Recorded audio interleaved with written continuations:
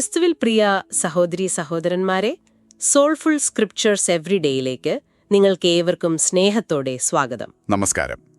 ഇന്ന് നമ്മൾ ഒരുമിച്ച് ഉൽപ്പത്തി പുസ്തകത്തിലെ വളരെ പ്രധാനപ്പെട്ട ഒരു അധ്യായത്തിലേക്കാണ് കടന്നു ചെല്ലുന്നത്, അല്ലേ? 12-ാം അധ്യായം. അതെ.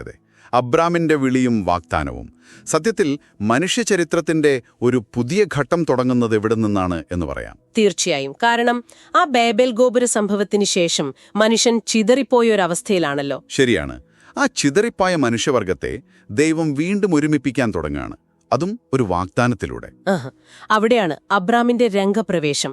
75 വയസ്സുള്ള ഹാരാനിൽ, എന്താ പറയുക, എല്ലാ സുഖസൗകര്യങ്ങളോടും കൂടെ ജീവിക്കുന്ന ഒരാൾ നല്ലൊരു ജീവിതം നയിക്കുമ്പോഴാണ് ആ വിളി വരുന്നത്.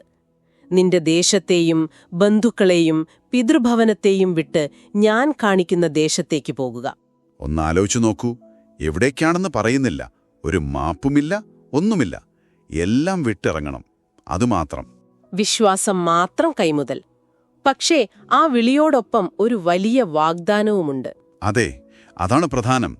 ഞാൻ നിന്നെ വലിയൊരു ജനതയാക്കും, നിന്നെ അനുഗ്രഹിച്ചു നിന്റെ പേരും മഹത്വപ്പെടുത്തും, നീയൊരു അനുഗ്രഹമായിരിക്കും. ഇത് ശ്രദ്ധേയമാണ്. കാരണം ബാബേലിൽ മനുഷ്യൻ സ്വന്തം പേരുണ്ടാക്കാൻ ശ്രമിച്ചപ്പോൾ ഇവിടെ ദൈവം കൃപ കൊണ്ട് ഒരു പേര് വാഗ്ദാനം ചെയ്യുന്നു. മറ്റുള്ളവർക്ക് അനുഗ്രഹമാകാനുള്ള ഒരു വിളി കൂടിയാണത്. ശരിയാണ്. പിന്നീട് വരാനിരിക്കുന്ന മെശിഹായുടെ ഒരു നിഴൽ പോലെ, അല്ലേ? തീർച്ചയായും. ലോകരക്ഷകന്റെ പദ്ധതിയുടെ തുടക്കം. അബ്രാമിന്റെ പ്രതികരണം അതാണ് എന്നെ എപ്പോഴും അത്ഭുതപ്പെടുത്തുന്നത്. ഉടനടി അനുസരിക്കുന്നു. ഭാര്യ സാറായി, സഹോദരപുത്രൻ ലോത്ത്, പിന്നെ അവരുടെ സമ്പത്തെല്ലാം എടുത്ത് എവിടേക്കെന്നറിയാട്ടൊരു യാത്ര തുടങ്ങുകയാണ്. കനാനിലേക്ക്, വിശദീകരണം ചോദിക്കാതെ. ദൈവത്തിലുള്ള ആ ഒരു ആശ്രയം. കനാനിലെത്തിയപ്പോൾ ദൈവം വീണ്ടും പ്രത്യക്ഷപ്പെടുന്നുണ്ട്. അതെ, നിന്റെ സന്തതിക്ക് ഞാൻ ഈ ദേശം നൽകുമെന്ന് ഉറപ്പു നൽകുന്നു. അബ്രാം അവിടെ ഒരു യാഗപീഠം പണിതു, ദൈവത്തെ ആരാധിച്ചു. പക്ഷേ കഥ അവിടെ തീരുന്നില്ല. ഉൽപ്പത്തി 12 ഒരു സമ്പൂർണ്ണ വിജയഗാഥയല്ല, അല്ലേ? അല്ല. അവിടെയാണ് ആ ഈജിപ്തിലെ സംഭവം വരുന്നത്. ദേശത്ത് ക്ഷാമം. അതെ, ക്ഷാമം കാരണം ഈജിപ്തിലേക്ക് പോകേണ്ടി വരുന്നു. അവിടെ വെച്ച് ഭയം കാരണം വിശ്വാസത്തിന് ഒരു ചെറിയ ഉലച്ചിൽ സംഭവിക്കുന്നു. ഭാര്യയെ സഹോദരിയെന്ന് പറയുന്നു. ഫറവോന്റെ ആളുകൾ അവളെ കൊട്ടാരത്തിലേക്ക് കൊണ്ടുപോകുന്നു. ഒരു വലിയ പ്രതിസന്ധി. പക്ഷേ അവിടെയും ദൈവം ഇടപെടുകയാണ്. അതെ, അതാണ് പ്രധാനം. മനുഷ്യന്റെ ബലഹീനതയിൽ ദൈവം കൈവിടുന്നില്ല. ഫറവോനും കുടുംബത്തിനും ബാധകൾ അയച്ച് സത്യം വെളിപ്പെടുത്തുന്നു. എന്നിട്ട് അബ്രാമിനെയും സാറായിയെയും ധാരാളം സമ്പത്തോടെ തിരിച്ചയക്കുന്നു. ഇത് നമ്മളോടൊക്കെ ഒരുപാട് കാര്യങ്ങൾ പറയുന്നുണ്ടല്ലേ? തീർച്ചയായും. നമ്മുടെ വിശ്വാസയാത്രയിലും വീഴ്ചകളുണ്ടാകാം, ഭയം നമ്മെ പിടികൂടാം. പക്ഷേ ദൈവത്തിന്റെ വാഗ്ദാനം അവന്റെ വിശ്വസ്തതയിലാണ് നിലനിൽക്കുന്നത്, നമ്മുടെ പൂർണ്ണതയിലല്ല. അത് വലിയൊരാശ്വാസമാണ്. ദൈവം നമ്മെ വിളിക്കുന്നത് നമ്മുടെ ഹാരാനുകളിൽ നിന്ന്, നമ്മുടെ ആ സുരക്ഷിതത്വ വലയങ്ങളിൽ നിന്ന് പുറത്തു കടക്കാനാണ്. അതെ, അനിശ്ചിതത്വത്തിലേക്ക് ഇറങ്ങിച്ചെല്ലാൻ. അബ്രാമിനെപ്പോലെ നമ്മളും ഇടറിയേക്കാം, നമ്മുടെ ഈജിപ്തുകളിൽ ഭയന്നുപോയേക്കാം. എന്നാൽ ദൈവകൃപ നമ്മെ വീണ്ടും അവന്റെ വഴിയിലേക്ക് നടത്തും. ആബ്രാമിന്റെ ദൈവം നമ്മുടെയും ദൈവമാണ്. ആ വാഗ്ദാനം നിന്നിലൂടെ ഭൂമിയിലെ സകല വംശങ്ങളും അനുഗ്രഹിക്കപ്പെടും എന്നത് അത് യേശുക്രിസ്തുവിലൂടെ പൂർത്തിയായി. നമ്മളാണ് ആ അനുഗ്രഹത്തിന്റെ ഇന്നത്തെ അവകാശികൾ. അതുകൊണ്ട് വിശ്വാസത്തിൽ ജീവിക്കാനും ആ അനുഗ്രഹം ലോകത്തിന് പകരാനും നമുക്കൊരു ഉത്തരവാദിത്തമുണ്ട്. ഈ വലിയ സത്യങ്ങൾ ഓർത്ത് നമുക്കൊന്ന് പ്രാർത്ഥിക്കാം. സ്വർഗീയ പിതാവേ, ഉൽപ്പത്തി 12 വെളിപ്പെട്ട അങ്ങയുടെ വലിയ കൃപയെ ഓർത്ത് ഞങ്ങൾ അങ്ങയെ സ്തുതിക്കുന്നു, ആരാധിക്കുന്നു. അങ്ങ് അബ്രാമിനെ അവന്റെ ആ പരിചിതമായ ലോകത്തിൽ നിന്ന്, ഹാരാനിൽ നിന്ന്, വിശ്വാസത്തിന്റെയും വാഗ്ദാനത്തിന്റെയും ഒരു വലിയ യാത്രയിലേക്ക് വിളിച്ചുവല്ലോ. സാധ്യതയില്ലാത്തവരെ തിരഞ്ഞെടുക്കുന്ന, സാധാരണ ജീവിതങ്ങളിലേക്ക് കടന്നുവന്ന് സംസാരിക്കുന്ന, ഞങ്ങളുടെയൊക്കെ കഥകളെ അങ്ങയുടെ വലിയ രക്ഷാകര പദ്ധതിയിലേക്ക് നെയ്തെടുക്കുന്ന അങ്ങയുടെ പരമാധികാര സ്നേഹത്തിനായി ഞങ്ങൾ നന്ദി പറയുന്നു.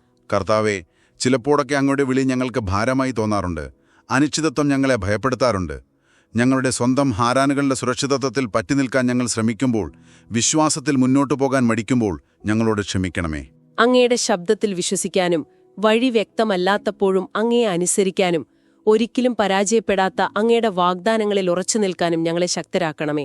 ഭയത്തിന്റെയും പരാജയത്തിന്റെയും വിട്ടുവീഴ്ചകളുടെയും സ്വന്തം ഈജിപ്തുകളിൽ കുടുങ്ങിക്കിടക്കുന്ന ഓരോരുത്തർക്കായും ഞങ്ങൾ പ്രാർത്ഥിക്കുന്നു.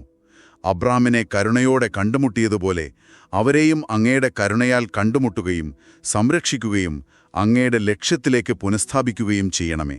ഭൂമിയുടെ എല്ലാ കോണുകളിലേക്കും യേശുവിന്റെ വെളിച്ചമെത്തിക്കാൻ, ജനതകൾക്കൊരനുഗ്രഹമായിരിക്കാൻ അങ്ങയുടെ സഭയായ ഞങ്ങളെ അങ്ങ് സജ്ജരാക്കണമേ.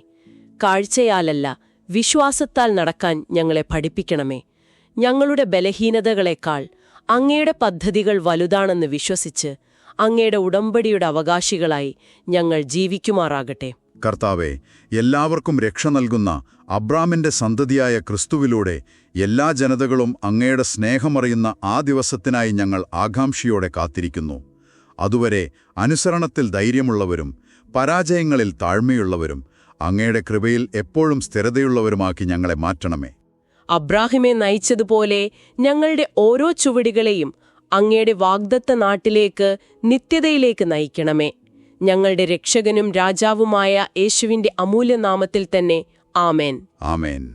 പ്രിയപ്പെട്ടവരെ, നിങ്ങളുടെ വിശ്വാസ ജീവിതത്തിലെ അനുഭവങ്ങൾ, ദൈവത്തിന്റെ ഇടപെടലുകൾ, അതായത് ഫെയ്ത്ത് ടെസ്റ്റിമോണീസ് ഞങ്ങളുമായി പങ്കുവയ്ക്കാൻ ഞങ്ങൾ നിങ്ങളെ ക്ഷണിക്കുകയാണ്. അതെ, നിങ്ങൾക്കവ soulfulscriptureseveryday@gmail.com എന്ന ഇമെയിൽ വിലാസത്തിലേക്ക് അയക്കാവുന്നതാണ്. നിങ്ങൾ അയച്ചു തരുന്ന മറ്റുള്ളവർക്ക് പ്രചോദനമായേക്കാവുന്ന സാക്ഷ്യങ്ങൾ നിങ്ങളുടെ അനുവാദത്തോടെ സോൾഫുൾ സ്ക്രിപ്റ്റേഴ്സ് എവരിഡേയിലൂടെ ഞങ്ങൾ പങ്കുവയ്ക്കാൻ ആഗ്രഹിക്കുന്നു. പിന്നെ ഓർക്കുമല്ലോ, നമ്മുടെ ഈ ബൈബിൾ പഠന പരമ്പര എല്ലാ ഞായറാഴ്ചകളിലുമാണ് പ്രക്ഷേപണം ചെയ്യുന്നത്. അതെ, അടുത്ത ഞായറാഴ്ച പുതിയൊരു വേദഭാഗവുമായി നമുക്ക് വീണ്ടും കണ്ടുമുട്ടാം. ദൈവം നിങ്ങളെ അനുഗ്രഹിക്കട്ടെ.